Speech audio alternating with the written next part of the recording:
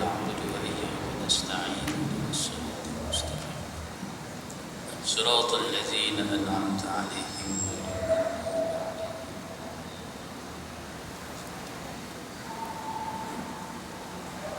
بسم الله الرحمن الرحيم السلام عليكم ورحمة الله وبركاته إن الحمد لله نحمده ونستعينه ونستهديه ونستغفره ونعوذ بالله من شرور أنفسنا ومن سيئات أعمالنا إنه من يهده الله فلا مضل له ومن يضلل فلن تجد له وليا مرشدا أشهد أن لا إله إلا الله وأشهد أن محمدا عبده ورسوله قال الله سبحانه وتعالى أعوذ بالله من الشيطان الرجيم قل هذه سبيلي أدعو إلى الله على بصيرة أنا ومن اتبعني وسبحان الله وما أنا من المشركين صدق الله العظيم.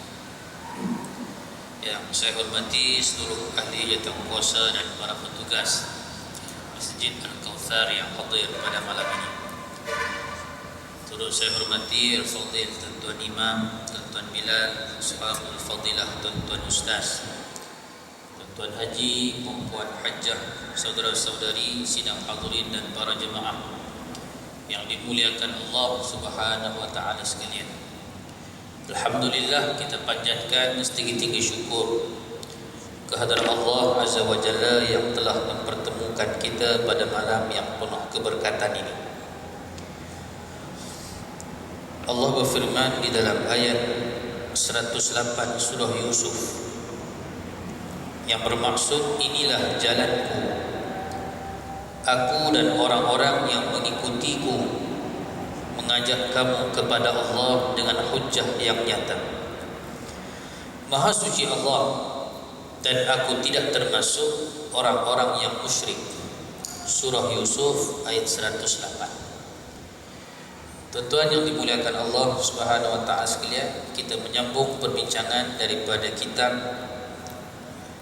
Hadis Arba'in Tarbawiyah ataupun refleksi 40 hadis muwasafat tarbiyah, dan kita menyambung perbincangan pada persoalan raditu billahi rabba wa bil islami dina wa bi muhammadin nabiyyan wa rasul.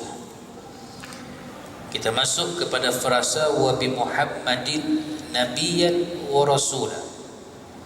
Kita redha Allah sebagai Tuhan kita, kita redha Islam sebagai agama kita, dan kita redha Nabi Muhammad sallallahu alaihi wasallam sebagai rasul kita. Dan persoalannya tuan-tuan, bagaimana bentuk keredaan kita sebagai umat Nabi sallallahu alaihi wasallam, bentuk redha kita bahawa Nabi Muhammad itu sebagai rasul yang diutuskan kepada kita. Di dalam kitab perbincangan kita ini, di sana memuatkan ada 6 tanda, ada 6 bentuk keredaan kita sebagai umat Muhammad sallallahu alaihi wasallam. Kita merasa cukup bersyukur, cukup bertuah, dan cukup berterima kasih kerana dilahirkan sebagai umat Nabi sallallahu alaihi wasallam. Tanpa kita minta, tanpa kita pungut. Sering saya sebutkan di dalam perbincangan berkaitan dengan Maulidur Rasul sallallahu alaihi wasallam, berapa ramai di kalangan kita yang melahirkan rasa syukur kepada Allah Subhanahu wa taala kerana dilantik, dipilih sebagai umat Nabi sallallahu alaihi wasallam. Kita tak pernah minta tuan-tuan, tapi Allah Taala beri. Sedangkan Nabi Allah Musa alaihi salam, Nabi Allah Musa, Nabi Ulul Azmi, Nabi yang hebat, diutuskan kepada Bani Israel yang juga hebat. Nabi Musa punya kelebihan untuk berkomunikasi dengan Allah, berinteraksi dengan Allah Azza wa Jalla. Sampai dia pernah tanya Allah, siapakah umat yang paling mulia di atas muka bumi ini? Allah adalah umat akhir zaman. Nabi Musa mengharapkan jawapan Allah tu, Allah Ta'ala nak bagi tahu umat kamu Bani Israel, itu harapannya. Sebab Nabi Musa pernah tengok di alam alawi, di alam yang tinggi, Nabi Musa pernah tengok ada satu kelebihan umat yang cukup istimewa. Mereka ini umurnya pendek dalam catatan itu, tapi pahala dia Allah Ta'ala berikan secara berlipat kali ganda, tak padan dengan umur masing-masing. Ada yang mereka ini dikurniakan dengan beribadah satu malam, tapi ganjaran pahala sama dengan 1000 bulan. Mereka ini lahir buncit, tetapi sewaktu dibangkitkan di hari akhirat, mereka lah gerombolan pertama yang memasuki syurga Allah. Waktu umat-umat lain masih di belakang, mereka sudah merasai nikmat syurga. Nabi Musa tanya Allah, siapa geng ini? Dia mengharapkan jawapan Allah tu, itulah umat kamu wahai Musa. Tapi ternyata harapan dia tidak kesampaian. Allah Ta'ala kata, itu umat adik kamu, umat akhir zaman, umat Muhammad sallallahu alaihi wasallam. Sampai Nabi Musa minta kepada Allah untuk jadi nabi. Nabi Musa minta kepada Allah untuk jadi nabi kepada kita ni. Dia kata, kalau hebat dah umat ini, biarlah aku tak jadi cancel pangkat itu, tak jadi nabi kepada Bani Israel, aku jadi nabi kepada mereka. Kalau umat pun hebat, nabinya lagi hebat. Tapi Allah Ta'ala kata, tidak, sudah ketentuanku, takdirku, kamu adalah nabi untuk Bani Israel, dan umat yang mulia tadi adalah umat adikmu, penghulu sekalian nabi dan rasul, itulah Muhammad sallallahu alaihi wasallam. Bila dia minta nak jadi nabi, tak boleh minta pula untuk jadi umat kepada nabi ini. Allah sanggup untuk turun pangkat daripada seorang nabi ulul azmi, nabi yang terhebat. Biarlah aku tak jadi nabi pun tak apa ya Allah, aku nak jadi umat Muhammad sallallahu alaihi wasallam, sebab aku kepingin betul kelebihan-kelebihan yang dinyatakan di dalam catatan tersebut. Tapi Allah Ta'ala juga tidak membenarkan. Nabi Musa sampai sanggup minta untuk jadi umat Nabi. Kita tak pernah minta pun, tapi Allah Ta'ala lahirkan kita sebagai umat Rasulullah sallallahu alaihi wasallam. Suatu bentuk kesyukuran yang perlu kita zahirkan, suatu bentuk keredaan yang perlu kita tunjukkan sebagai tanda kasih dan sayang kita kepada baginda sallallahu alaihi wasallam.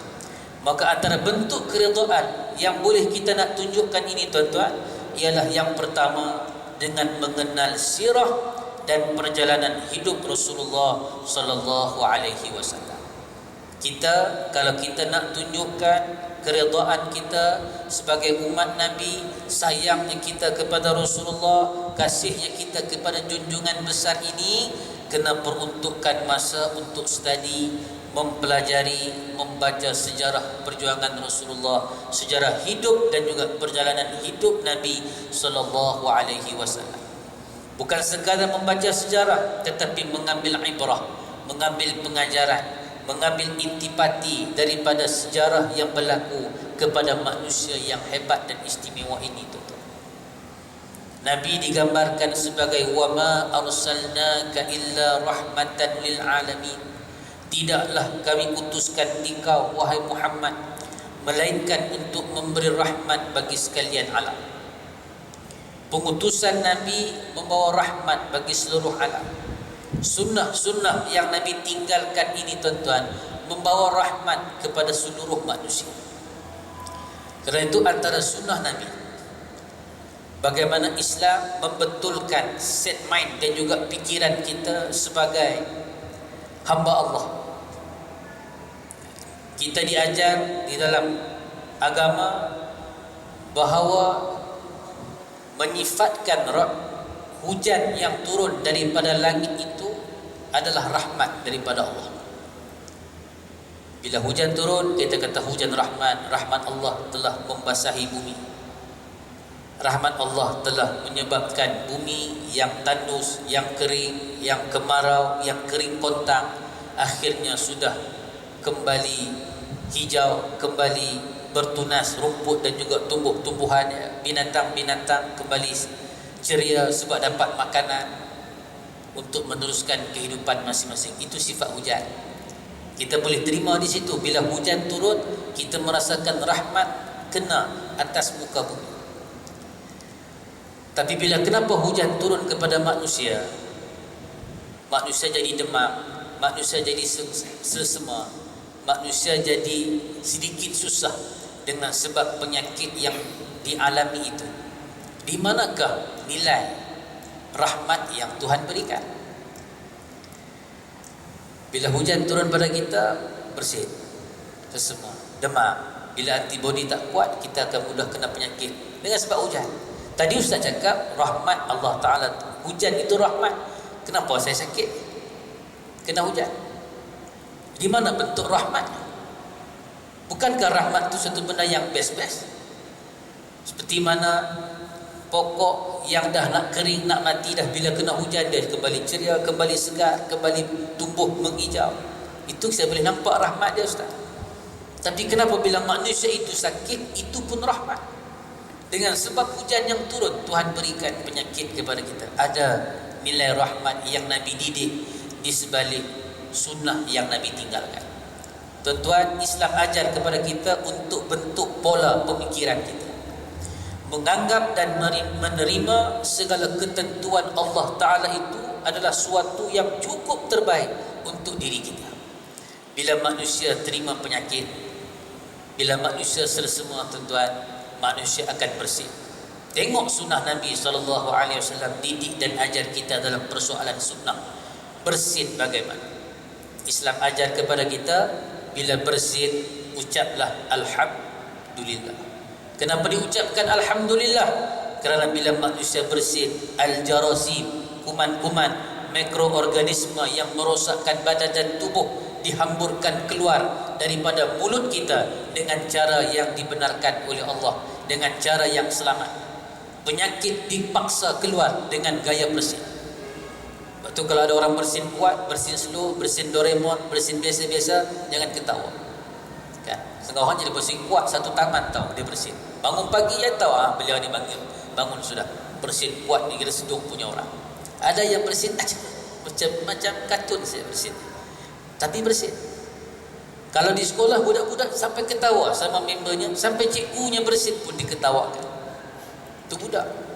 Sebab dia tidak menilai erti bersin itu. Tapi Nabi diutuskan oleh Allah, Nabi ajar kepada kita, jangan ketawa, jangan kita memperlekehkan orang yang bersin. Dia sedang buang penyakit daripada tubuh dia. Maka sebab itu ucaplah Alhamdulillah. Bukan senang nak buang penyakit, tapi dengan satu sistem alami semula jadi yang Allah Ta'ala buat, manusia bisa membuang kuman-kuman yang boleh menyebabkan kelumpuhan pada sistem tubuh dia, dikeluarkan dengan cara bersin. Kerana itu didikan Rasulullah, nak bersin jangan bersin open begitu depan orang. Kita nak khairat satu member, bahasa macam membesar sudah hidung, masa kembang-kembang sudah, acam bersin di muka dia. Kan tuan-tuan, lekat ni bolong Bugis bilang kahak ingus tu melekat di sini, tak bagi. Islam aja nak bersin, tundukkan muka, alihkan nafas yang berkuman itu ke bawah, ataupun ambil sapu tangan ke samping untuk tutup mulut kita, tutup mulut, tunduk ke bawah, berpaling ke arah kiri daripada pandangan manusia. Islam ajar sampai benda yang begitu rupa. Ini hikmah pengutusan Rasulullah, betapa rahmatnya Nabi SAW kepada kita. Tak boleh bersin depan orang. Dan sunnah juga kepada orang yang bersin, jangan tutup hidung sendiri. Diajar oleh Nabi. Kerana bila manusia yang bersin tutup hidung dia, kuman tak boleh keluar. Bila kuman tak boleh keluar, sia-sialah kau bersin. Islam ajar dalam didikan sunnah Rasulullah SAW. Bersin pula setakat 3 kali saja bersin. Sebut Alhamdulillah, Alhamdulillah. Dengar orang bersin, sebut 3 kali Alhamdulillah. Kita sunat menjawab Yarhamkallah, mudah-mudahan Allah Ta'ala merahmati kamu. Dia dah berdoa kepada Allah Alhamdulillah, dia puji Allah sebab buang penyakit daripada tubuh dia. Kita dengar bersin dia, kita dengar ucapan dia, dia tasmid, dia sebut puji Allah, kita jawab balik, yarhamkallah, mudah-mudahan Allah merahmatimu, balik sihat seperti sedia kala ke atasmu seperti sebelum ini. Tapi tuan-tuan, takat 3 kali saja. Kalau dah masuk kali keempat, tidak perlu lagi kita menjawab yarhamkallah, tak perlu dah kan? Tapi kita kena nasihat dia. Kalau boleh spend dia, ayolah kita pergi wahsyah depan bank Islam, buka lagi masih sekarang. Kita ni bukan lagi buang penyakit, sudah berpenyakit sudah kita ni. Belilah Panadol Soluble ke, Edizio ke, Cetrizet D ke, beli ubat sesama bagi kat dia. Dia dah penyakit dah tu. Dia takat 3 kali diajar oleh Nabi sallallahu alaihi wasallam. Indahnya syariat Islam kan? Sebab tu Datuk Ismail Kamus keluarkan satu buku, Indahnya Hidup Bersyariat. Nak gambarkan indahnya syariat Islam, tuan-tuan kan? Itu rahmat yang Nabi tunjuk, tuan-tuan. Daripada kesan hujan tadi jatuh pada manusia bersin, sudahlah buang penyakit. Sakit demam itu merupakan kafarah lizunub, merupakan penghapusan terhadap dosa-dosa yang dilakukan oleh manusia. Kita sakit, kita demam, kita bersin itu dengan sebab kesusahan tubuh yang kita alami. Itu adalah nilai pengampunan dosa. Bukan senang Allah Ta'ala tiba-tiba nak ampunkan dosa kita, maka ada sedikit bayaran yang perlu kita langsaikan, dan bayaran dia tubuh kena sakit. Daripada ramai-ramai orang yang sihat, Tuhan pilih kita untuk sakit sebab nak ampun dosa kita. Ini rahmat dia.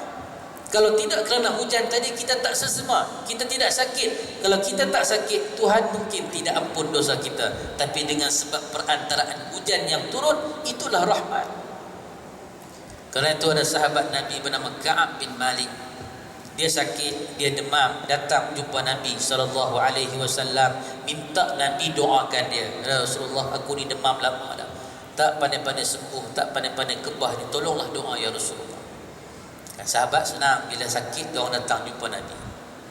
Kan, Nabi jampi, kadang-kadang Nabi tiup, kadang-kadang Nabi ludah, kadang-kadang Nabi hembus begitu sahaja, sembuh penyakit.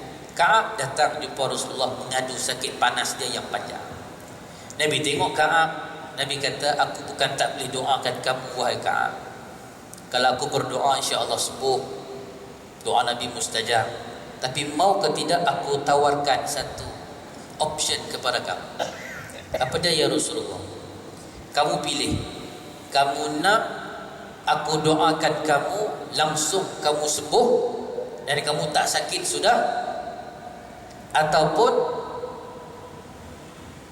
biar sahaja kamu sakit dan demam kepanasan ini, tapi sepanjang kamu sakit dan demam, sepanjang itu Tuhan ampun dosa kamu. Kau nak pilih yang mana? Kalau tuan-tuan lah nak pilih yang mana? Saya jumpa satu doktor kata saya boleh bagi ubat kan? Tapi setakat ni sakit, ubat ni power, tak sakit dah lepas tu.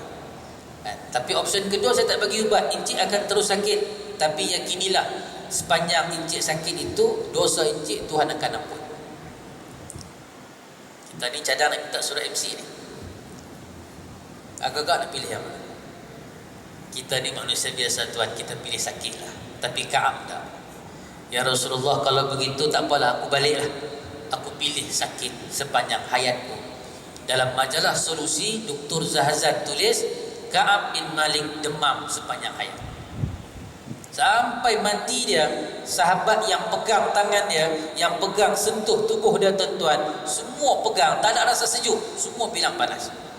Ka'ab demam lagi ke? Tak ada siapa yang bilang sihat. Asal pegang tangan dia panas, asal pegang tangan dia panas, dia demam sepanjang hayat tuan-tuan. Tapi dia akun dia redha sebab kekasih Allah bagi tahu, Nabi bagi tahu, sepanjang-panjang kau sakit, yakinilah ini peluang Tuhan ampun dosa.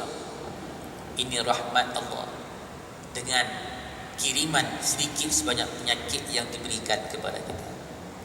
Kan ada, saya pernah bawa isu ni di Morotai. Ada jemaah tanya, jadi Ustaz mau pilih yang mana? Saya kata tengok diri tuan lah. Tengok kita tu lah macam mana. Kalau kita ni, masalah sekarang ni kita tak kuat tuan. Kita mencari pasal, mencari punca sakit sikit saja. Kadang-kadang pusing kepala, kadang-kadang pening, kadang-kadang makan lambat sikit, angin masuk perut, lepas tu dia tekan naik kepala, kita jadi migrain. Itu sudah tak sembahyang. Gara-gara sakit pusing yang hanya dalam beberapa jam, kita sudah mengabaikan tanggungjawab dan juga kewajipan kita kepada Allah, kepada keluarga, kepada anak isteri, kepada kerjaya kita. Kadang-kadang kita sengaja cari sakit untuk mengular, untuk mengelak daripada melakukan suatu tanggungjawab. Itu lemahnya kita. Tapi Ka'ab tidak. Ka'ab dia sakit pun dia tetap menjalankan tugas-tugas yang Nabi beri pada dia. Ka'ab bila Rasulullah bermusafir keluar daripada Madinah Al-Munawwarah, Nabi pergi ada misi ketenteraan, peperangan dan sebagainya, Madinah kosong. Maka pos jawatan Nabi itu Nabi serahkan kepada Ka'ab, kau tolong atur penduduk Madinah suatu ketiadaan aku. Sedangkan dia sakit, dia tetap laksanakan tugas Rasulullah. Bila Nabi tiada di Madinah, dialah yang jadi imam kepada masyarakat Islam di Madinah yang masih tinggal. Artinya dia tetap menjalankan kerjaya dia, karier dia, tanggungjawab dia tetap diteruskan. Kita ni mengular. Jadi bagus minta ubah lah. Kita ni, peringkat kita ni tuan-tuan, tak payah tiru Ka'ab lah, susah kan, tak produktif jadinya dunia ini kan. Tapi kalau Ka'ab jiwa sahabat, yes, dia punya level di situ. Tapi kalau tuan-tuan mau jadi seperti Ka'ab, ya silakan kan, tes dulu seminggu. Tes dulu seminggu ya, begitu kan, level kita. Nak bagi tahu didikan Rasulullah, tune pemikiran kita, akal kita tuan-tuan, budaya fikir kita, tidak menganggap sakit itu sebagai punca yang melemah dan melemaskan kita, tidak kan, tapi ini peluang kita untuk Tuhan ampun dosa kita. Hadirin yang dimuliakan, begitu banyak lagi sunnah-sunnah yang Nabi tinggalkan, yang semuanya ini membawa maksud dan penyatuan kepada rahmatan lil alamin. Betapa Nabi itu, sunnah yang Nabi tinggalkan membawa rahmat kepada seluruh alam. Tuan-tuan, ada satu